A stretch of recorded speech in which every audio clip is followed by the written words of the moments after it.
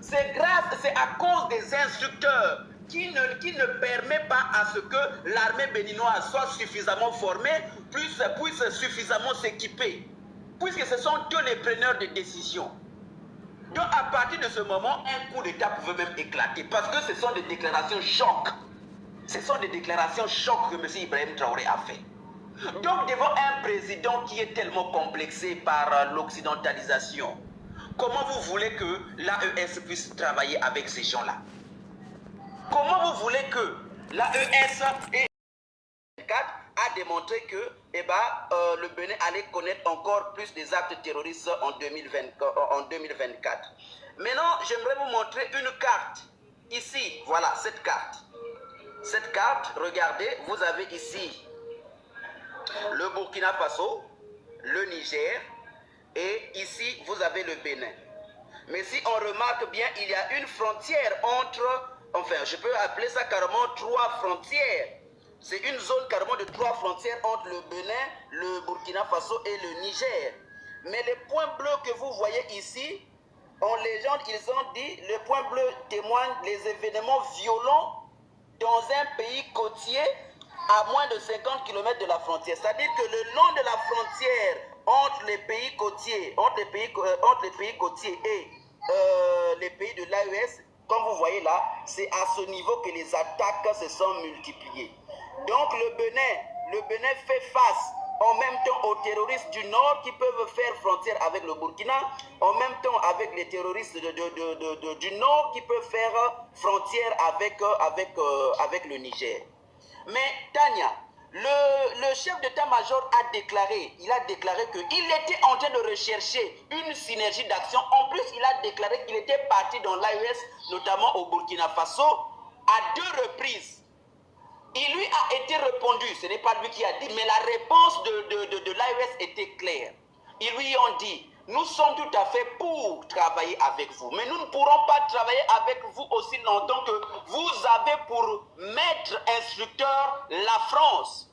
Pourquoi est-ce que l'AES a refusé?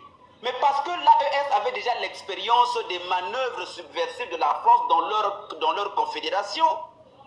Ils savent de quoi est-ce que la France est capable. Et voir un pays qui prétend vouloir rechercher une synergie d'action avec les pays de l'AES, mais qui accueille, arrête de jeter les jouets n'importe comment là, mais qui accueille à bras ouverts cette même force de déstabilisation qui a submergé l'AES dans la terreur, mais comment vous voulez que moi je puisse accepter de collaborer avec un tel pays? Donc ça c'était déjà un échec. Donc en fait, la déclaration du chef d'état-major a démontré qu'il y avait une contradiction entre la volonté du chef d'état-major et le président béninois Patrice Talon. Parce que le chef d'état-major, il va au Burkina, les réalités lui sont présentées, il comprend, il vient rendre compte à son président Patrice Talon, mais ce dernier reste drastique, il reste figé. Il dit qu'en tout cas, moi, avec la France, je reste avec la France. Donc, c'est au nom de cette solidarité avec la France, cet amour avec la France que M. Patrice Talon a négligé ses relations ou sa coopération militaire avec les pays de l'AES. Vous avez entendu les velléités de coup d'État, mais ça, ce n'est que le début. Parce que quand les choses vont se corser, ce dernier fuira de lui-même. Voilà. Et le peuple béninois est en train de voir que non, l'AES est en avance de plusieurs années en matière d'idéologie que nous.